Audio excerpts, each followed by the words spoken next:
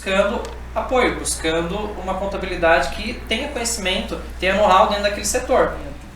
Quando você fala de planejamento tributário, eu costumo dizer, o planejamento tributário numa atividade de transporte, ele está na operação, ele está na parte ali administrativa.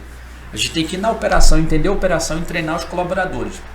Os maiores erros fiscais de uma transportadora não está na contabilidade, está no momento ali da emissão do documento. Se a emissão do documento estiver de forma adequada, se a equipe operacional, o gestor operacional estiver bem treinado e esses colaboradores estiverem treinados, a gente vai evitar uma série de riscos tributários na operação. Porque depois que já fez o documento errado, a contabilidade só vai ajustar e dependendo do que for, vai ter um desgaste muito grande com as repartições fiscais. Entendi. Então a gente pode simplificar a ideia de planejamento tributário, porque eu confesso que quando eu escuto, acaba soando pesado, né? Tipo, ó, eu tenho que fazer um planejamento tributário, parece que é algo que é de outro mundo. Mas a ideia, né, até no podcast anterior que a gente gravou, a gente falou muito sobre o planejamento. E que o planejamento, qualquer planejamento é melhor que nenhum planejamento, partindo desse princípio, né? Então, assim, quando a gente fala para um micro, para um pequeno, para quem está começando essa ideia de planejamento tributário, às vezes é o saber mesmo, né? Procurar alguém que tenha essa base, esse suporte e possa dar um direcionamento. A gente vai falar daqui a pouco sobre o MEI caminhoneiro. E eu acho que se a gente for pensar em planejamento tributário para o MEI caminhoneiro, só dele ter acesso, por exemplo, à própria GR que dá esse suporte, ele já está começando com planejamento, né? Com certeza. Então é bom quebrar esse paradigma de que tipo, poxa, ou primeiro eu vou gastar muito, né? Ou que deixa meu negócio ficar grande ali que aí eu penso em planejar. Exatamente, e esse é um dos principais erros, né, da atividade, é desconstruir esse mito de que isso não é palpável. E quando a gente executa, né, o planejamento tributário, eu sempre falo para os meus colaboradores, dados superam emoções. Então, por mais que o cara tenha esse mito construído, quando a gente faz um diagnóstico fiscal e bota os dados para ele verificar, ele vai falar assim, cara, pô, você pode reduzir R$25.000 por mês. Quanto é que dá isso por ano? Aí a ideia muda. Eu falei, vale a pena você contratar um administrativo para organizar a sua empresa e mandar a documentação adequada para a contabilidade? E a gente está treinando esse colaborador? Você prefere pagar R$25.000 a mais ou contratar um profissional que vai te custar R$2.500? E ainda organizar a sua empresa. E você vai trabalhar muito menos. Então, assim, isso é planejar. O que é planejar? Planejar é fazer as coisas com menos esforço. Então a GR ela contribui, né, para o sucesso dos nossos clientes no sentido de fazer essa adequação, o treinamento para essa entrega. Entendeu, Dani? Entendi. E a gente vai falar sobre essa questão de treinar também, né? Cara, mas ó, vou deixar anotado na descrição, dados superam emoções ali, by GR. Porque é muito bom essa ideia, porque se a gente consegue realmente ter acesso que a dificuldade inicial é a gente ter acesso a esses dados, a gente às vezes não consegue compilá-los, por isso que a gente precisa de apoio, de auxílio, e é o que eu defendo muito a ideia de a gente buscar parceiros especializados para dar esse caminho. Exatamente. E a gente vai se complementando, porque eu quero citar aqui um ponto que é importante, que é a ideia do que? Da falta de organização. Aqui, gente, a gente está falando de erros comuns que transportadoras cometem e como corrigi-los. A gente falou aqui de planejamento tributário. Pô, como que você corrige? Buscando apoio, buscando uma contabilidade que tenha conhecimento, tenha know-how dentro daquele setor. Ali já começa o seu planejamento. E aí, é claro, que vai depender muito bem do profissional, né? Que a gente vai falar mais sobre o serviço da GR, que tem esse trabalho. Eu trabalho com a Movefret dando o quê? Apoio, prestação de serviço para o micro e para o pequeno que está começando um negócio. Eu ajudo eles a planejarem, a executarem aquilo. É apoio. Então, essa ideia do planejamento tributário, ela se resolve assim. Agora a gente entra num segundo ponto, que também entra em erros comuns, que é a falta de organização das operações. Que aí eu falo aqui como transportadora, que vamos dizer que o negócio, a essência dele está ali na operação, né? E aí a operação a gente fala o que? A programação de carga, direcionamento do veículo, o comercial que negocia o preço. Então, assim, nessa etapa, eu até coloquei aqui a ideia do folha de pagamento, né, que é um dos gargalos operacionais, dependendo do perfil da transportadora. que você dá de dica aí de solução para esse ponto?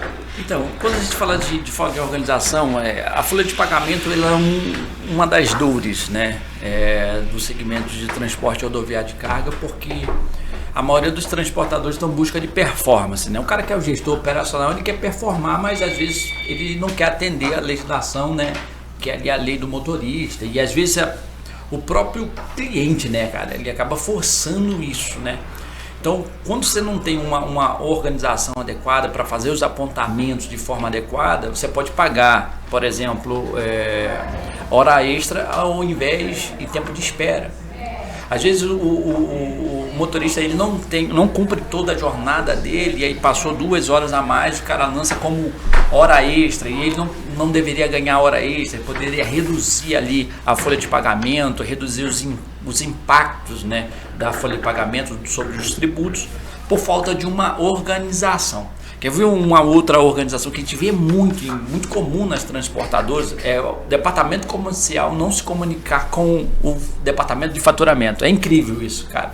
Acho que é assim, quase que toda transportadora, porque não tem um briefing ali onde se passa por faturamento, o faturamento não sabe o que vai faturar, na hora que emitir a nota não negociou o ISS, não viu que o ISS era retido, e não viu que a operação tinha ICMS no ISS, enfim, uma série de coisas que o faturamento fica perdido, faturou errado, e aí por falta de desorganização a empresa deixa de receber e alonga um prazo de recebimento. Até mesmo ali, que eu vejo bastante também sobre essa ponte do comercial com a parte operacional, sobre o prazo de pagamento. Se você trabalha com um prazo dilatado de 60 a 90 dias, e aí a gente vê, né, que a maioria dos transportadores estão pressionados com seus fluxos de caixa em virtude desse prazo muito longo de recebimento, e às vezes 60 dias depois o cara emitiu um documento de forma inadequada, aí o cara que é o cliente assim, cancela o CT. Pô, mas 60 dias depois, o que você vai fazer 60 dias depois? Por uma falta de comunicação, às vezes, ali na tabela de frete, ali entre o comercial e o cara que está emitindo o documento fiscal.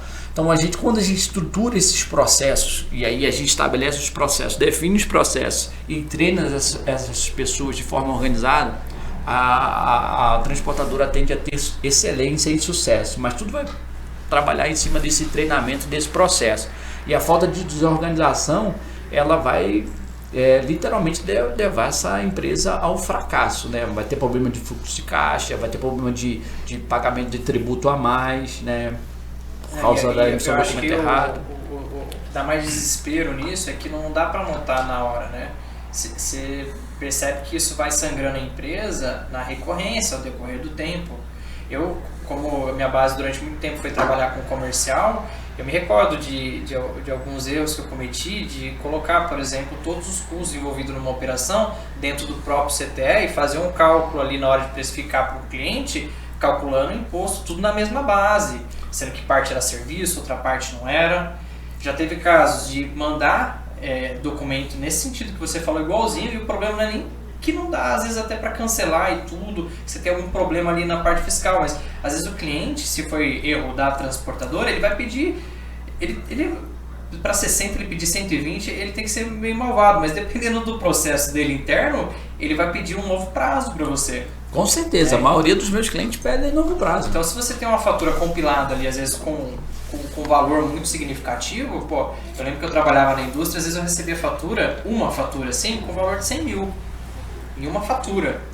Então assim, pô, imagina o fluxo de caixa, né, igual você colocou, que é uma dificuldade hoje, acho que para a maioria dos CNPJs ali que estão nesse fluxo. Poxa, é complicado. E sem contar, se o cara tiver no lucro real, no lucro presumido, o que vai acontecer com esse cara? Se ele recebe com 60 dias, no mês seguinte ele precisa pagar o ICMS.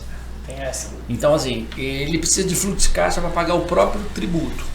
A maioria dos transportadores, eles estão com problema com o ICMS por causa desse prazo de pagamento. Não fez o planejamento financeiro adequado na formação dele, nesse cliente, para ele entender que ele pegou uma cartela de cliente novo e que vai receber com 60 dias, mas ele não fez uma previsão orçamentária de quanto ele pagaria do ICMS no mês seguinte, já tira o dinheiro do caixa dele. Então ele precisa fazer esses cálculos matemáticos, precisa pensar para que depois não consiga pagar o tributo ou pague com multas e juros. E aí vira um efeito bola de neve, Danilo. Assim, o cara vai chegar um momento que ele não consegue mais pagar o ICMS e acaba estourando a empresa. É o que a gente mais vê por causa da falta de desorganização do negócio. Eu vou até pular aqui alguns erros comuns, já para a gente ir para o finalmente. Depois eu vou deixar um link, inclusive que o Anderson aborda bem mais no detalhe todos esses pontos que a gente está revendo aqui, mas eu vou para a ideia da da qualificação da equipe mesmo, do treinamento. Porque eu acho que uma das bases, pelo que você me informou, da própria GR trabalhar, é de treinar, né, esse pessoal, treinar essa equipe, porque quando a gente entra numa base operacional da transportadora, aquela galera que está ali, como a gente falou agora há pouco, ela tem que ser um filtro, né, Anderson? Como que funciona? Então, por atuar no segmento, o que a gente observa, né, dentro de uma conjuntura? Às vezes o cara que é o cliente lá, o cara que é da indústria, ele já tem uma cultura que o transportador não tem conhecimento. Ele já parte da cultura de que o transportador é um cara que é leigo. E aí ele, de uma certa forma, ele acaba impondo um valor do frete porque ele acha que o transportador não tem a capacidade de colocar na mesa os cálculos matemáticos devido ou ter uma orientação devida. Nos nossos clientes, a gente sempre orienta com argumentação técnica. Até para efeito de pedido de reajuste de frete, a gente tem uma argumentação técnica da inviabilidade do projeto. Quando ele enxerga que esse transportador ele investe em capacitação e educação, desde a pessoa que está na ponta ali da parte operacional até o diretor da empresa, o transportador passa a ser visto com outro olhar para aquele que está contratando. Eu digo sempre para os nossos clientes assim, ó, o cliente ele pode até achar que você não sabe, mas nós temos a obrigação de saber. E boa parte, né, que a gente pega lá das multinacionais, das grandes, eles também não entendem de operação logística. A parte fiscal deles não entende de operação logística. Por incrível que pareça, a gente fica dando treinamento para o cara da indústria, porque ele não sabe nada de transporte. Se a gente não tiver uma argumentação sólida, a gente vai sofrer por causa dessa falta de treinamento. Quando a gente pensou na GR como um todo, né, a gente conseguiu um escalonamento, foi porque a gente começou a treinar gestores. A gente desenvolveu alguns treinamentos, principalmente na parte de tributos federais, na parte de ICMS e ISS, onde eu comecei a dar capacitação aos gestores que estavam na operação logística.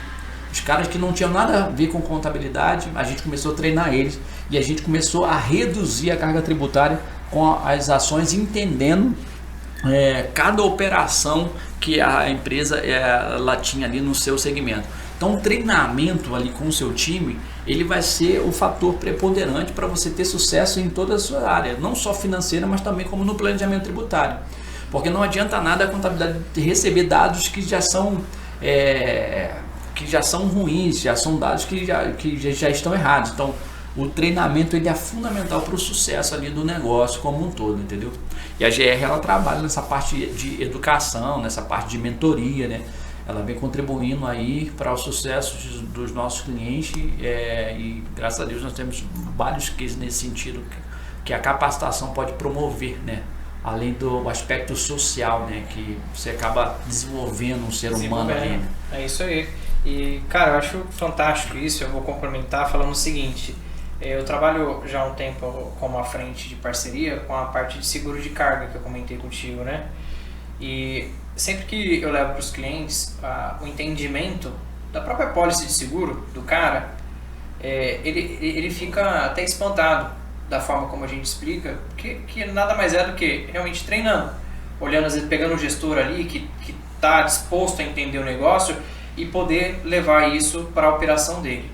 E agora a gente falando de contabilidade, a GR está fazendo um trabalho incrível nesse sentido, é o seguinte, uma vez que a empresa se torna parceira e tem um treinamento e um desenvolvimento em cima disso, ela se torna mais competitiva, porque na hora dela vender o serviço dela, se ela souber conversar e ter argumentos dessa parte contábil, reajuste de tabela, negociação de algum projeto orçamentário, o cara ele consegue entender, Parece besteira, mas é uma curva muito. É uma vírgula, né, no negócio que se a gente não pega, a gente passa batido. E eu falo isso porque a gente vem. Como eu falei, quando eu conheci a GR, eu estava procurando mão de obra especializada dentro do transporte.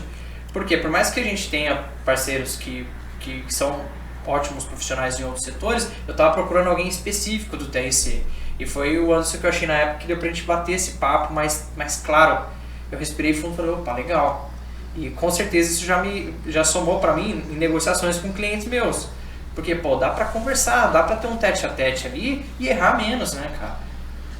Com certeza. Vamos falar agora da tua praia, que é a área comercial, por exemplo, né? Você fala do transportador que está no lucro real e o cara não vai ser competitivo, né? Essa dica aí eu dou para quem trabalha com vendas aí na área de transporte. Boa. Quando esse cara de vendas ele está muito alinhado, né, com essa parte fiscal tributária para entender a carga tributária efetiva, ele vai ser mais competitivo no seu preço. Quer ver um exemplo que eu sempre eu dou e a gente municia os nossos clientes para isso? Eu acho que é muito interessante, né? A gente solta os nossos dashboards para municiar, principalmente a galera que está no comercial.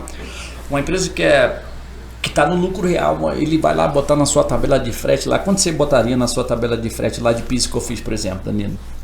No lucro real? Cara, a última precificação que eu fiz, eu trabalhei com 9,25. 9,25. Todo mundo ele prevê 9,25.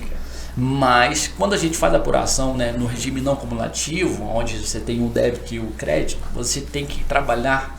Você pode manter isso, mas no seu poder de negociação ele melhora quando você sabe qual é a alíquota efetiva do PIS e COFINS. A partir do momento em que tem o débito e o crédito, na minha operação mensal, o gráfico de tendência ele já começa a mostrar uma tendência de alíquota efetiva. Então, por exemplo, tem cliente lá que a gente faz uma engenharia fiscal para que o cara possa ter uma alíquota efetiva de PIS e COFINS no lucro real de 1,8%. Abaixo de 2%. Okay. Você vai ser mais competitivo de uma empresa que está no lucro presumido. Total. Até porque quando a gente faz essa análise, geralmente é em bidding e tal, em operações que é para você entrar e que vai ter um volume significativo. Exatamente. Então, se você consegue fazer uma viabilidade, fazendo um estudo e a sua previsão de alíquota efetiva, você vai ter sucesso. Aí você já tem uma margem ali para você negociar com seu cliente, talvez um desconto de 5%, dar mais uma gordurinha para ele, sem você perder a sua margem de lucratividade. E o cara acaba perdendo o frete porque desconhece a sua alíquota efetiva. E a base é o que? É o conhecimento. A base é o conhecimento. Eu de verdade não sabia disso. Exatamente. Mas por que às vezes você não sabe? Porque você não tem, às vezes, uma contabilidade ali que tem uma assessoria especializada para te dar subsídio para você tomar decisões. E galera, a gente não está falando aqui de ser especialista em contabilidade não, tá? A grande sacada é você, quando está fazendo esse trabalho de precificação, você entender aonde que está aquela oportunidade, passar a mão no telefone e ligar para algum especialista, pode ser para um assessor da GR, tem pessoas lá que dão atendimento, né? Com certeza, se aquela pessoa não souber na hora, vai passar para quem sabe. E ali você consegue ser mais competitivo. Pô, a gente está falando em mais de, 6, 7% dentro de uma base de precificação. E aí, entendendo sua operação, por exemplo, tem cliente lá que tem crédito PIS e COFINS, mas o perfil dele é terminal Redex, é mais exportação, não tem incidência do PIS da COFINS. Aí uma operação diferenciada. Cada operação a gente precisa entender e trazer esse diagnóstico. Mas eu digo assim, para o lucro real, as pessoas têm esse medo de lucro real por causa da alíquota de 9,25%, mas eles se esquecem que tem um crédito. E aí a gente faz um trabalho em cima dos créditos para baixar, no mínimo ali abaixo de 3%, para você ser mais competitivo do que o lucro presumido.